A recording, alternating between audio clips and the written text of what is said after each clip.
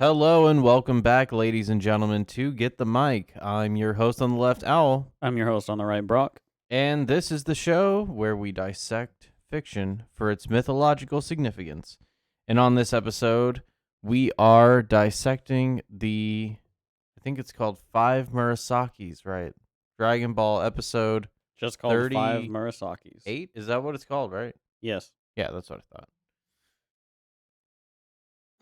Yeah, Do you know 38. the Japanese name? I think it's like it's something about the after image technique, right? Yeah, it calls it the split image technique. Like, be careful, the split image technique or something like Yeah. that. But yeah, five Murasakis we're covering today. We hope everyone is enjoying their November, as this is in November. I don't think we have any housekeeping things to get out of the way.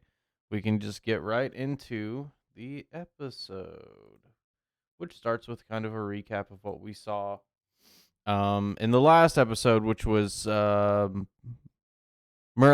pitting his spirit against Goku's, Goku foiling him several times. But in the very end of the episode,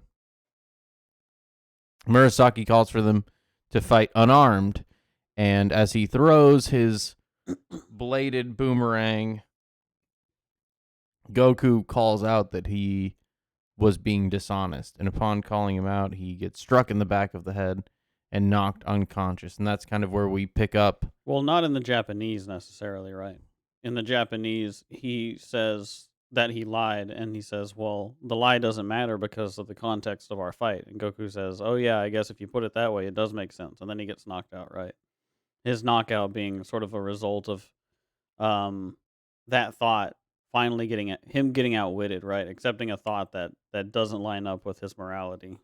And produces some kind of cognitive dissonance, let's say, because It disintegrates him, right? because a person can't hold that opinion that it doesn't the means, or let's say the rules of engagement don't matter, and also value the hierarchy and the fairness of the sorting of competencies, let's say. Like, Goku couldn't do that and participate in the Tenkaichi Budokai. Well, accepting his terms too, it's like this isn't a game, but all he's been doing with him this entire time is playing a game with him, right? Mhm. So he's basically set him up to expect to keep on playing a game. Then he breaks the rules of the game and says, "Hey, it never mattered all along." If Goku accepts that proposition, right, it disintegrates his position. It sets him back, right, and that's why it knocks him out. Yeah, unarmed lying is a dirty trick here. But we don't get that in the recap of this episode, that the whole exchange there with Murasaki saying it doesn't matter. So it looks like Goku is knocked out. He's down for the count. He's been outwitted by deceit, right? And it's almost it's acting in such a way that it's inconceivable for someone who's forthright and integrated to imagine that behavior, because not only does he call out to Goku to do an unarmed fight, right? Mm-hmm. But the thing he throws comes back, right? And Right. that has some properties to it on its own, meaning that deceit comes back, right? And Goku's accepting of deceit in that moment is what allows it to hit him in the back, which is what we were talking about earlier. Exactly. But just kind of wanted to summarize that there. And so Goku looks like he's down for the count. That's where the episode starts. Now, you had mentioned to me before that this is sort of outside of the manga canon, the whole 5 Murasaki situation. I think it is, yeah.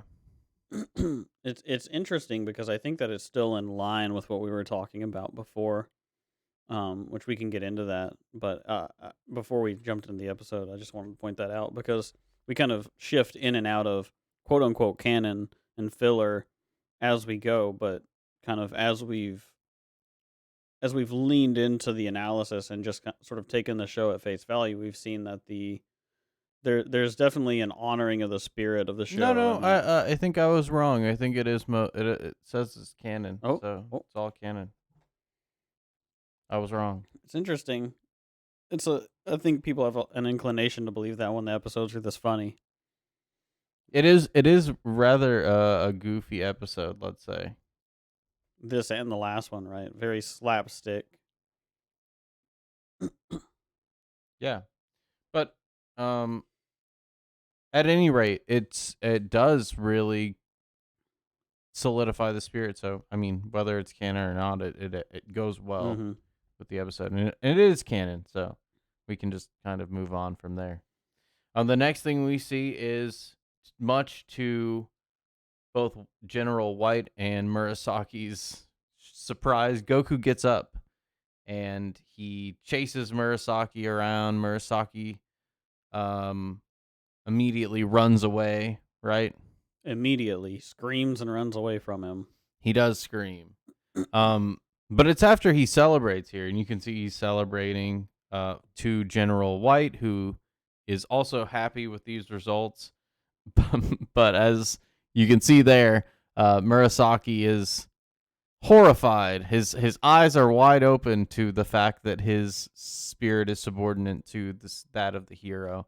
And so Goku kind of hunts him down here and throws these stars at him, and he shows a clever plot, right? But ultimately it's foiled here because he doesn't have enough mats to block all of the ninja stars that he threw, right? Mm-hmm. I think it's significant that he threw them in the first place, right? Yeah, he throws these at Goku, and I think in the English dub, he's like, "Oh, now you're gonna get it," or something along those lines. And Goku gets angry, and he kind of gets malicious in the way that he's talking, and he takes the shurikens and he chases him down. Oh, and he says, I think he's also says Yeah, now you're going to like, oh, pay. he's That's what he says. serious or something, Yeah, like, he's like, "Oh, now that I know that all bets are off, you're definitely gonna pay." Essentially, mm-hmm. and it's funny because it's like he's writing a check he can't cash, and that's why he doesn't have the tatami mats. Right? He can't take the amount of malice that he's put out.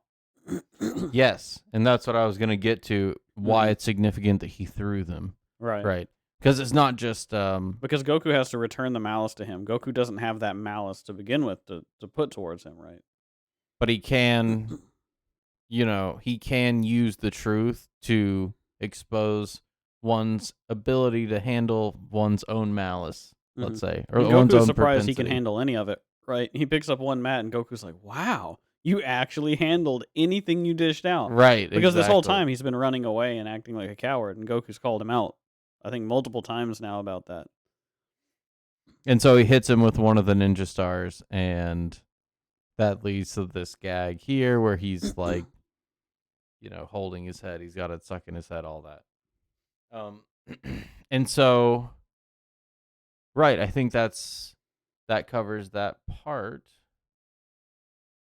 And then we see a cutaway to um, General White holding the village chief hostage.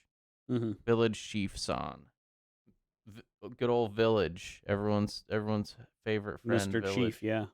Mr. Chief. And he's in here contemplating the village, let's say, and the guard tries to bring him food. He says he doesn't want the food, right? Hmm. And they kind of make a little bit out of it. But he also asks about Goku because Goku apparently is running amok in Muscle Tower, and he can hear it, I suppose. He says there's a ruckus, right? Hmm. Which I imagine, um like bashing, let, let's say getting thrashed to the wall from He's Major just body Metallitron, yeah. slamming into ceilings and walls Yeah, downstairs. definitely. And so he'd obviously be able to feel it, but I just wanted to point out the characterization here of the positive benevolent father figure Hmm. in the top of Muscle Tower, right? As if and being kept prisoner by White. They're both old men, and there's somewhat it's the tyrannical, right, and the benevolent that are both up here, and they're actually kind of just like one room away from each other this whole time. But we start to see that dichotomous nature and how Goku is going to redeem village for the village. Well, I think the dichotomous nature of what's going on here is, between White and the village chief is significant, right? Because it's sort of that's what Goku's doing is he's redeeming that archetype and putting because essentially what I think White is doing by holding the village chief San up here is he's locking up the idea of what the masculine spirit represents for the society, right? So he's saying, I encompass all of masculinity, including your village elder, because he's subordinate to me, right? And so he's locking that up so the wisdom that this village elder would have is not accessible to the rest of society. Right. I would just point out that it's the tyrannical nature that does Hmm. that, right? Yeah. That forces, or let's say inhibits, the access to wisdom. And it has to necessarily for Muscle Tower to operate, right? The village chief can't be running around offering up wisdom to the town, Right, because that because there would. might be a Goku who shows up, right? Right, exactly. And that's exactly why, whenever he hears about Goku, he is concerned, but he also decides to eat. Yes, he decides to eat because actually now it's more seems more taken care of than previously thought. He didn't know that there would be anyone, especially with him separated from the village. The likelihood of someone being able to come in without, let's say, another hero to come in without the boons of the ancestral spirit, right? Because he is locked away. It's almost a preventative measure for someone to confront them, a Logos spirit to confront them, being deprived of the wisdom of the past to use against them. Yeah, he even says it. No one in his village, for example, would have a Noibo. Right. Well, he even says it specifically. He says to think that such a heroic character was still there in the village to come and try and save me, right? So it encourages him about the the role that he's played in society, and that's why he allows himself to be nourished again. It's like he is already being nourished by the spirit of the hero here, Yes, just by knowing that by the spirit is still present. precisely. And so we go back to Goku and Murasaki. And so after throwing the ninja stars, Murasaki runs away again and runs across this water filled with piranhas. He wears some ninja shoes and walks across, and he taunts Goku when he gets to the other side, um, saying, "You can't possibly catch up to me, right? Because there's piranhas in here." Goku, approaching this situation with truth, says, "What are piranhas?" To where Murasaki pulls out a giant fish from the bush and just throws it into the piranha He's like, here, let me river. grab this fish real quick, and he just leans to the left and pulls a giant fish out and throws it in the water. Yeah, and so then Goku understands what's in there, but he just jumps across. So it's funny because natural um the natural obstacle of the piranha pond, right, should be something that a normal person would have trouble overcoming, who has not mastered, let's say, the hierarchy of nature. And Murasaki hasn't really. He uses deception to get across it anyways, but he hasn't actually conquered this domain. And it's actually funny that there's the forest as his floor, because he hasn't actually conquered a forest, the forest spirits, let's Hmm. say. Well, there are multiple things happening here symbolically, I think. The first being, as he keeps running away from Goku and telling Goku to try to keep up with him, I feel like it's almost him symbolically saying, like, follow my lead, act out what I'm doing right now, and see if you can overcome the things that I'm able to overcome while you're following me. And so he runs across the water through a means of deception, right? The water being the unconscious. You think of deep water being deep unconscious thought. What And about piranha infested water? well, exactly. That this is his state of mind, right? He needs to exercise that self-deception to be able to navigate that unconscious that wants to it's nipping at his heels, right? Mm-hmm. And he's like, "Okay, act out the way that I do and see if you can still manage to keep yourself together." And Goku says, "I don't even I'm above that." Yes, exactly. I'm above that. I was gonna say superseding that Yeah. spirit, right? And he doesn't need to cross the water at all because those thoughts aren't true for him, you know. He doesn't. He His wouldn't mind isn't infested with sharks. Let's say. Right, and He swam with sharks. he already knows this, right? But this isn't even his shark, right? This piranha infested waters. G- They're not going to trick Goku to believe that he deserves that sort of self criticism that I think the piranhas sort of represent for him, right? And so Goku doesn't even have to get into that water. He completely understands it, right? He's mapped that terrain before. Yeah, I agree. And so then, Murasaki being more upset than ever, saying he's really mad now, says that he's going to do a technique that Goku that will finish off Goku for good. It kills everybody. It's Goku's fault for having to die to this technique, for making Yes. him mad. He tells him specifically he deserves this because he made him mad. You know, that's a very Murasaki thing to say. Because he's always like, "You impudent runt, how dare you make a ninja mad?" He's always talking down to him, and how dare you this and that. So now it's like, okay, well, you deserve this because you angered I'd me. never He's surrender to still, the likes of you. Yeah. yeah, he's still that Well, that comes with the arrogant. deceit, Yeah. right? Well, that I mean, that's kind of the unholy trinity coming together here. This the resentment coming in whenever now he is embarrassed by Goku, right? Because the deceit and the arrogance and the resentment. Yeah, and I think that's why he can manifest what he does in a minute, and we'll talk Mm-hmm. about that next. And so we see what exactly the technique is. It is Murasaki seeming to split apart into four other Murasakis. So 5 guys total. So five guys, one with a gun. One just pulls a gun out. And I think that's let's say symbolic of the malevolence harbored now and resentment harbored now with Murasaki. And so he's really Mm-hmm. completed that unholy trinity, which in a way makes him all the more susceptible to Goku. Yeah, I think that it's kind of funny that way. They've all got the sword, but they're all wielding different weapons so that they're lashing out at him with like not only are they all attacking him, they're all taking different approaches to attack him with that malice. Well, and what does it mean for him to separate into five? He is dissociated, Right. The ultimate truly dissociated. right, the ultimate splitting, disintegrating of oneself, right? Into all four malevolent spirits, right? Like they are brothers canonically in the anime, Hmm. and I guess in the manga too. I haven't read it, so I guess so. And so they're brothers, but really,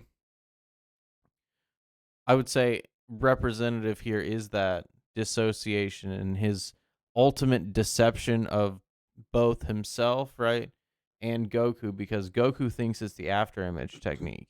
Right, that's part of the deception is that it it's funny whenever Goku finally hits him with that image too because he it's almost as if he doesn't even know what an after image technique is, right?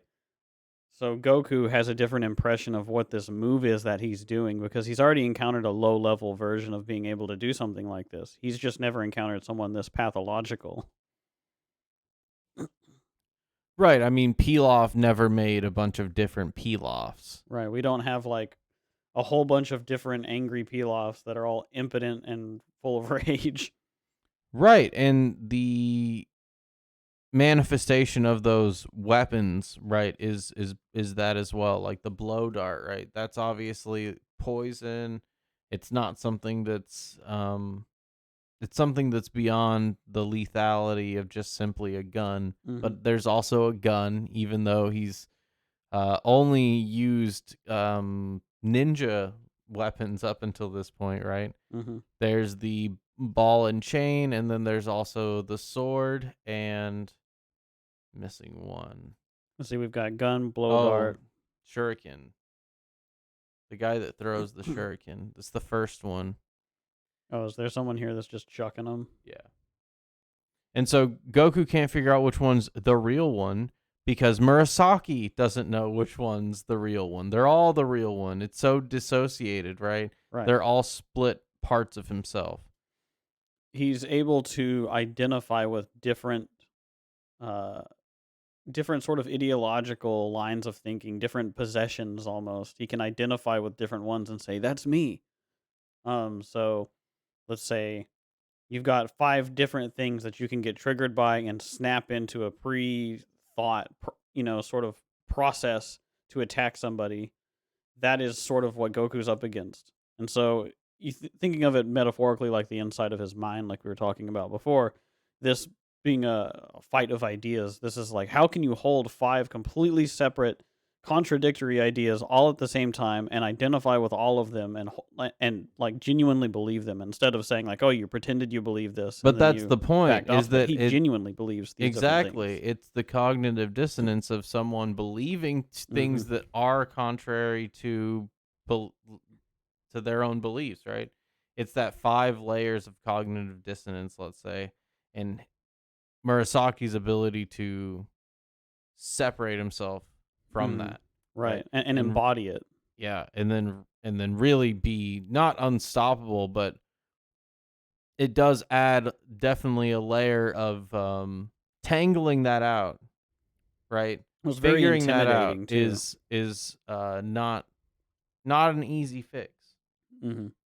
And so Goku decides to just, oh wait, not yet. So we do see a little cutaway here to Sano's family. Her father has come home and he warns them about Muscle Tower. They haven't found the Dragon Ball yet. And the father was looking for the Mhm. Dragon Ball as well, so Yep. it's sort of this ongoing process. His legs also messed up, I believe. They tell him about Goku, and when they say that he went to confront them at the tower, he immediately starts to despair and says that all they can do now is pray for him because there's a horrible monster, right? I don't Hmm. think he says explicitly yet, but he's immediately negative He's about it. aghast, yeah. But that's the net. We haven't seen that necessarily because the they warn him not to go and all of that, but there's even a line I think in the previous scene to this one or in this one where it's you have to think positively. We have to think positively. There's all this like, especially coming from the mother, positive thinking, positive thinking. And the father comes home and he's just like, we see the struggle on Sono's We're face whenever done. he's Yeah. immediately negative like that.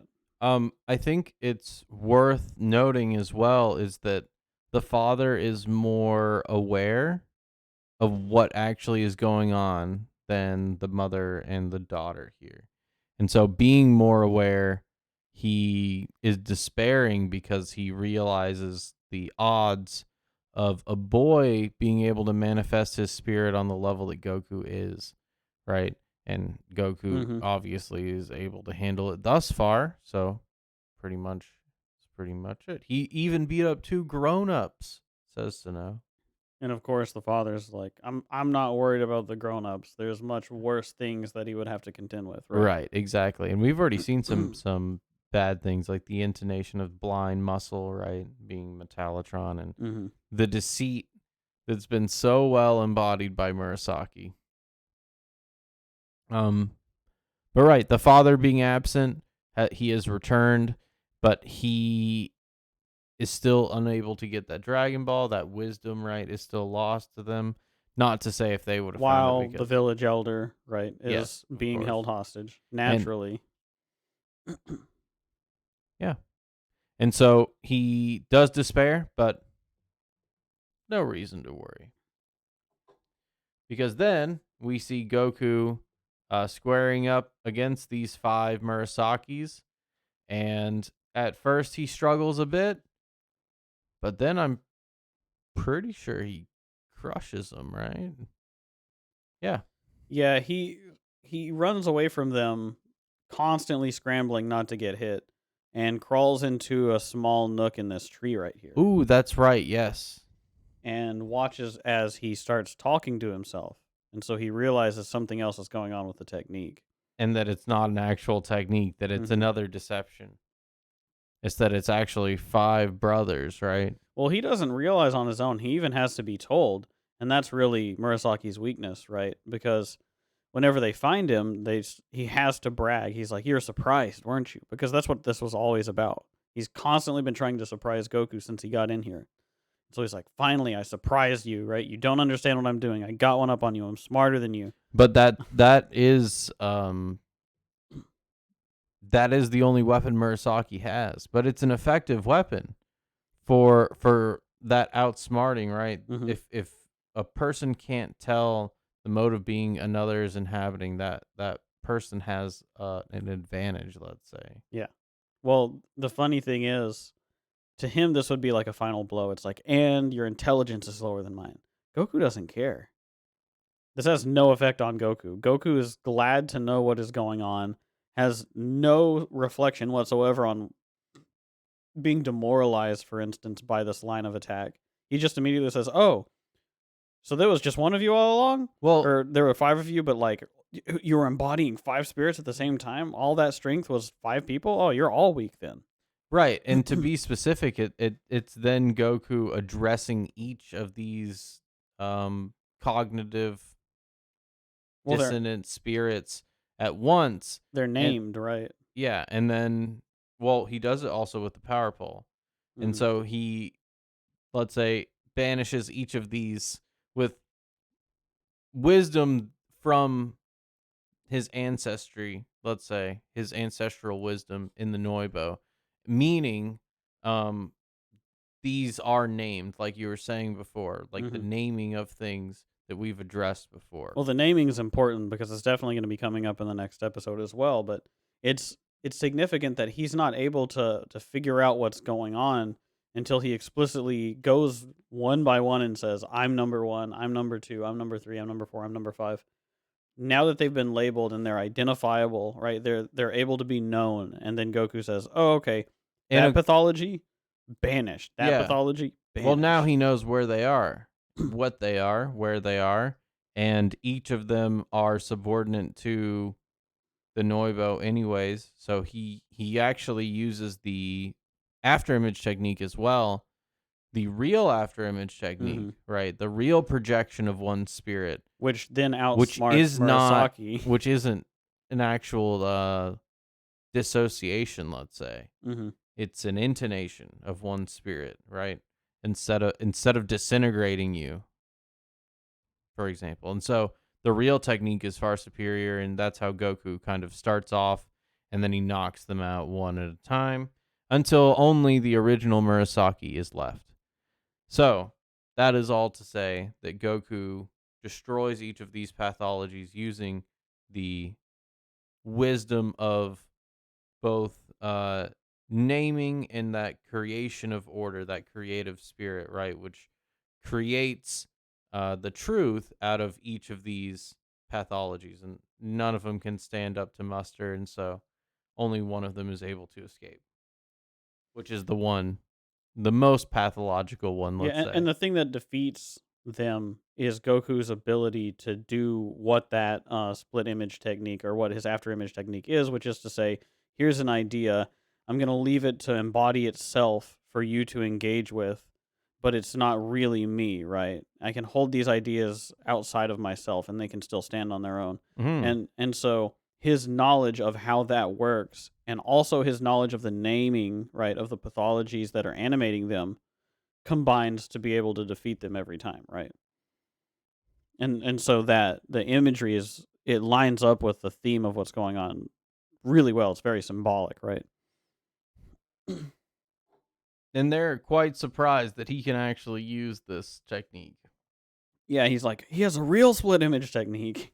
Yes. And so he defeats those, and then the last thing we see is number one running away to the cage. And while he's running away to the cage, we see a cutaway with Sano's father Hmm. talking about a monster in the tower, indicating this creature in the cage. And so Murasaki is going to let the creature out so that he can defeat Goku for him, because obviously Murasaki has been unable to do anything really against Goku's heroic spirit. Well, he says specifically this monster. It's a monster that's lost his freedom that becomes increasingly angry as he stays locked away, right? And so the sort of myth of what um, Murasaki's trying to unleash here is sort of a spirit of um, tension, right, to do with that imprisonment that's going to be unleashed. And so we'll see what happens with that next time. It looks like it's number 8. Android Android number number 8. 8. So that'll be on the next episode. If you liked what you heard, please give us a like, subscribe, talk about it in the comments if you think we're wrong, if you think we're right, if you think there's a better way to say what we were saying in this episode. Put it down there. We'd love to hear from you. But I think that pretty much wraps us up. I would like to say one quick thing about the whole Murasaki arc, let's say, Mm-hmm. is that we see first the darkness, right? He tries to use an obfuscation of vision Mm-hmm. to destroy Goku. That fails, right? Then he tries to use his own obfuscation of form, right? I'm not going to stay in the same place at the same time. Goku's able to figure it out, and he fails at that as well. Then he tries to run away, fails at that. He tries to hide from Goku, right? But the hero, the seeker, and I think that's something you were mentioning from Harry Potter, right? Mm-hmm. The seeker is able to find out that spirit pretty easily, pours the hot water in there with the when he's down there with bamboo. Then he He decides he's going to race him, right? He sets up the basically try to run the way that I do, and then tricks him that way. tricks him that way, right?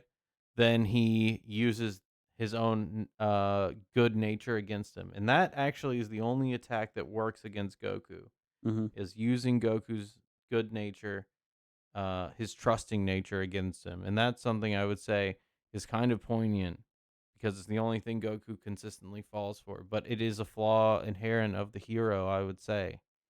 Well, you can look at the list of all those different things that he does with Goku as one big attack on Goku, right? He's priming Goku to play with him, right? He's playing all these games and putting these limited little competitions where there's rules and you don't break those rules. And he's telling Goku, go count and I'll go hide and all those.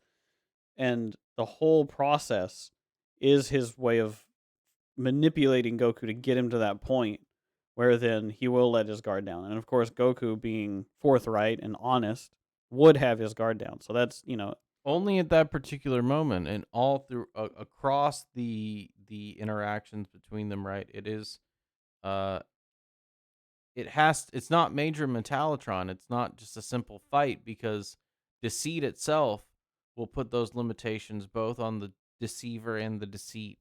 deceivee, the person being deceived. Um, so and across that, right, is those series of games, and the last game being um 5 intonations of cognitive dissonance and malice, right? That Goku defeats one at a time. But I just wanted to highlight that overarching 2 episodes of Mhm. Murasaki is important because deceit has a lot of different ways to destroy a person, right? Can undermine even the most forthright and heroic undermines Goku by making him believe that the rules of engagement don't matter.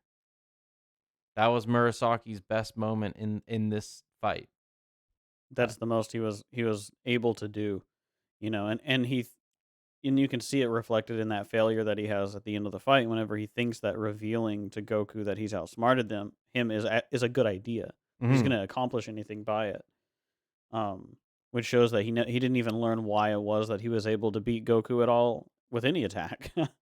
Right, and it does show his lack of competence as well because obviously Murasaki's spirit is not going to be able to hold up against Goku's. Let's say And his moral weakness also being his undoing, you see that he's from the deceptive to beginning, yeah. himself, right? And how he's hiding Well, and his how dirty this magazines from himself under the floorboards. and this isn't really a forest, right? And Right. this isn't yeah, like the dirty magazines under and the picture in his pocket, all of that, right? Mhm. Absorbs it back into himself. Um, yeah, all that stuff is good. And so Murasaki, the two-parter, solid two-parter. Absolutely. So we went on there for another like 5 minutes, but it's fine because I think talking about those two, in essence, I wanted to bring them both together. So Mhm. glad we got to talk about that. But if you liked what you heard, please give us a like, subscribe, talk about it in the comments. We we'll see you guys next time. I'm your host on the left, Al. I'm your host on the right, Brock. Good night, everyone.